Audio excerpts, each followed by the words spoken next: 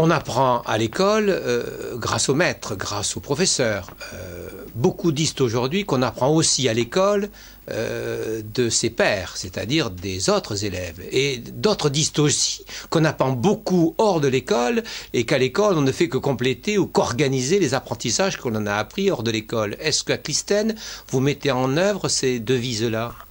Bien sûr, alors notamment c'est l'enseignement interdisciplinaire qui est très riche pour cela, c'est-à-dire que lorsque on incite les élèves à travailler sur des tâches complexes, on recherche du sens finalement, mais aussi on les incite à travailler d'autres compétences, telles que ce qu'on appelle les compétences interpersonnelles. La capacité à être avec d'autres camarades, avec un objectif de résultat au bout, ce qui va nécessiter de dialoguer, d'échanger, d'argumenter, et finalement de faire en sorte que le travail de groupe se réalise. Ça, ce sont des compétences qu'on va demander plus tard dans la vie professionnelle, mais qu'on travaille très peu en fait à l'école et au collège, enfin surtout au collège ou même au lycée. C'est d'où l'émergence des TPE qu'on a pu voir au lycée, mais maintenant on a vu ça aussi se mettre en place avec les IDD, avec je dirais le succès que l'on connaît, et ce qui serait bien, ce serait précisément d'en faire un véritable dispositif qui fasse partie je dirais, du paysage des collégiens. On le voit un peu aussi avec l'histoire des arts, qui à mon sens est quelque chose d'extrêmement intéressant. Je crois que le poisson pilote s'appelle la rémora. Et j'ai entendu dire qu'à Clistène, il y avait également des poissons pilotes. C'est quoi le poisson pilote de Clistène? Le poisson pilote de Clistène, c'est un adulte qui va être sollicité pour venir en classe lorsqu'un élève, on sent qu'il est un petit peu en train de décrocher du cours. Traditionnellement, ce qui se passe, un élève comme ça, il va commencer à faire un peu l'idiot, il va se retrouver finalement en dehors du cours. Tant qu'à faire, autant s'intéresser à lui dans le cours, donc c'est un dispositif de vie scolaire, mais qui se passe à l'intérieur du cours. Donc l'élève, on va aller voir ce qui se passe, ça ne demande pas de compétences particulières, juste un peu d'attention sur cet élève-là qui, par exemple, a peut-être pas son livre, ou a peut-être pas les bonnes photocopies, ou a besoin d'avoir un adulte qui soit à côté de lui, histoire de le remettre en selle, quelques minutes, et puis après, finalement, l'élève va raccrocher et rester en classe. Mais si je comprends bien, c'est un petit peu la solution que propose le ministre pour l'enseignement primaire, pour l'enseignement du premier degré, en mettant, je cite, plus de maîtres que de classes. Est-ce qu'on peut faire le parallèle ? Je pense que dans son idée, il s'agit vraiment de mettre davantage de pédagogie.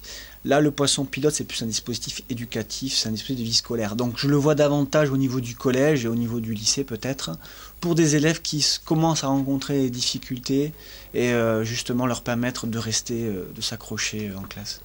Bon, comment vous gérez ici ce qui est très classique dans les collèges et les lycées de France, le fait que le jour où un professeur est absent pour cause de maladie, et on peut comprendre qu'un professeur soit malade pour 2-3 jours, je dirais, ben, il y a des trous, il y a des blancs dans l'emploi du temps des élèves. Est-ce qu'ici, il peut y avoir des blancs dans les emplois du temps des élèves? Il n'y en a pas. Il n'y en a pas du tout parce que tout simplement, d'abord ce qu'il faut dire, c'est qu'il y a une dimension de travail en équipe qui est très forte à Clistène. Nous avons une réunion d'équipe institutionnalisée, donc 2 heures hebdomadaires, où justement, la première chose que l'on va faire, c'est goupiller les remplacements. C'est-à-dire quand on sait qu'un professeur est absent pour une formation, parce qu'il est malade, tout de suite, un autre professeur va venir le remplacer. C'est dans nos fiches de poste, on a un volet d'enseignement qui est adaptable et qui permet aux professeurs comme ça de, on va dire, boucher les trous et d'assurer une meilleure continuité pédagogique pour les élèves. Ça coûte absolument rien, c'est simplement de l'organisation. Mais ça, c'est possible parce que uniquement, on a, nous, un temps de travail, de concertation en équipe. Alors, venons aux enseignants. Ils sont tous volontaires pour venir. Je venais de rencontrer une de vos collègues, donc professeur d'anglais, qui a souhaité venir ici après que sa fille ait été scolarisée dans cet établissement. Mais selon vous, et je dirais même pour vous, pourquoi vient-on à Clistène ? On vient à Clistène d'abord parce que ça correspond à une certaine idée de l'école, d'abord. Je pense que c'est un état d'esprit, l'idée de vouloir travailler en équipe, l'idée qu'il n'y a pas de fatalité lorsqu'on s'intéresse à des questions telles que le décrochage scolaire ou la prévention de la violence. Et puis après, il y a aussi la volonté de se dire que lorsqu'on est professeur, on n'est pas juste un enseignant, mais aussi on est un éducateur. Et c'est l'idée aussi d'avoir une approche plus globale du fonctionnement d'un établissement. Donc les professeurs qui sont ici se responsabilisent énormément. C'est-à-dire qu'ils vont prendre en charge les dossiers et les traiter. Alors bien sûr, ils ont l'aide de la direction, mais ils ont cet espace aussi de liberté et donc de responsabilisation qui est très fort. Vous êtes à Clistène, j'ose pas vous poser la question, pour quelque temps, vous comptez y rester, c'est un emploi qui vous convient, ou est-ce que vous pensez que vous pourrez tenter ce type d'expérience dans un autre établissement plus, je dirais, plus normal, moins expérimental, mais dans lequel on pourrait y faire rentrer de l'expérience? Alors, je pense d'abord que je ne vais pas forcément y rester toute ma vie parce que c'est bien aussi d'aller voir ailleurs ce qui se passe. Hein, et puis, effectivement, c'est d'autres aventures. Hein. Je pense qu'il y a tout à fait possibilité de mener un travail, une aventure tout aussi passionnante dans un établissement, on pourrait dire classique, parce que les marges de manœuvre sont plus grandes qu'on ne le croit. Je pense aussi qu'il faut rencontrer une équipe, en fait. C'est là qu'est la clé du succès. Pour le reste, je pense que à l'avenir, et je l'espère, les réformes qui viendront iront dans le sens d'un travail en équipe qui soit beaucoup plus reconnu et qui soit organisé. Mais je pense qu'on a un ministre qui sera capable de mener ces réformes-là. Deux autres questions. La première, c'est à l'ANAE, nous sommes très préoccupés de ce que pourrait apporter le numérique à l'école. Dans la loi sur la refondation de l'école, le ministre prévoit la création d'un service public de l'enseignement numérique. Alors, deux questions à ce sujet. Est-ce que le numérique est présent aujourd'hui à Clistène ? Ça, c'est la première question. Et la deuxième, est-ce que vous pensez que le numérique peut être un apport majeur de l'aide aux élèves, de l'aide aux enseignants et surtout de la réduction de la fracture scolaire? Alors, au niveau du numérique ici, je pense qu'on a été très très bon il y a quelques temps de cela, mais il va falloir qu'on se repenche sur le dossier assez rapidement. On marche de façon cyclique à Clistène, on ne peut pas traiter tous les dossiers simultanément. Donc on va s'y replonger, parce qu'effectivement, c'est une des clés du succès, le numérique. Avec tous les supports de nouvelles technologies que l'on a actuellement, on a tout à fait la possibilité à la fois d'individualiser les apprentissages, mais en même temps, on le voit avec l'émergence des réseaux sociaux, la construction du savoir peut passer par là. Et là, je trouve que le numérique replace notamment le professeur dans son rôle. On appréhende beaucoup l'arrivée de ces nouvelles technologies. Bien au contraire, c'est une opportunité unique. C'est-à-dire qu'on se retrouve face à la possibilité non seulement d'avoir un accès infini à l'information, mais ça ne suffit pas. Il va falloir justement éduquer nos jeunes à construire du savoir avec. Et c'est tout le défi qui est là. Donc je pense que c'est une opportunité unique d'avoir des professeurs qui retrouvent de l'autorité dans la construction du savoir. Autre question qui dépasse Clistène, mais qui est en lien avec ce que vous faites ici.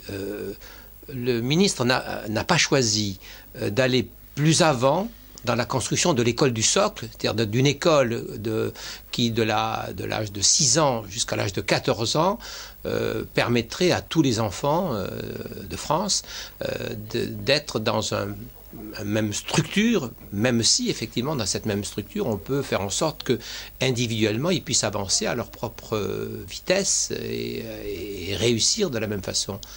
Quel est votre sentiment à ce sujet ? Mon sentiment, c'est que d'abord, c'est un des gros chantiers du siècle à venir. C'est-à-dire faire l'école du socle ou l'école commune qui irait, qui balayerait toute la scolarité obligatoire. Ça, à mon avis, ça sera un des grands défis de l'école et un des grands chantiers qui nous attend. Moi, c'est ce que j'aimerais faire, hein. Avoir effectivement une école qui parte de 7 ans jusqu'à 16 ans, voire même jusqu'à la fin du lycée. Ça serait peut-être extrêmement intéressant de commencer à plancher là-dessus. On le voit dans les systèmes éducatifs nordiques, on sait bien toutes les vertus que cela a lorsqu'il s'agit d'avoir un objectif commun. Après, sur l'individualisation des apprentissages, évidemment. Mais je pense qu'il ne faut pas que ça soit uniquement ça. C'est-à-dire que l'idée, c'est de construire une société aussi derrière, et donc d'apprendre aux enfants à vivre ensemble. Et c'est un des grands défis aussi qui attend l'école. Bien souvent, on se dit finalement l'école, non, on enseigne à l'école, mais on enseigne aussi la vie en société. Faire société, c'est quelque chose d'extrêmement important. Et l'idée de l'école du socle participe évidemment de cela. Les élèves qui viennent à Clistène, d'où viennent-ils? Sont-ils du secteur? Y a-t-il des demandes particulières? Quel est leur profil sociologique, leur profil scolaire? Alors les élèves qui viennent à Clistène, d'abord, à 80-90%, sont élèves du secteur. donc ils viennent des écoles du secteur, c'est extrêmement important. Il se trouve qu'on a un secteur qui est mixte, donc on retrouve cette mixité sociale. Quand vous dites mixte? Mixte d'un point de vue sociologique, tout à fait, hein, et aussi d'un point de vue du genre. Voilà, donc là-dessus, on a effectivement un public qui est mixte. On a des élèves qui viennent aussi bien de ce côté-là que de ce côté-là, qui se retrouvent, et c'est bien d'avoir toute une classe d'âge qui se retrouve, même s'ils auront des destins scolaires différents, c'est pas grave, au moins le temps du collège, ils seront ensemble. Ils apprendront à se connaître. Et ça, c'est, je dirais, la pierre angulaire d'ailleurs de Clisthène, c'est d'avoir cette mixité sociale et cette hétérogénéité scolaire. Et on s'aperçoit que lorsqu'on réussit à faire une hétérogénéité scolaire en continu, on arrive, c'est là qu'on a les meilleurs résultats en fait. Bon, déjà. Mais je trouve que d'un point de vue politique, c'est important d'avoir ce genre de considération pour le public scolaire qu'on accueille. Je vous remercie. Merci.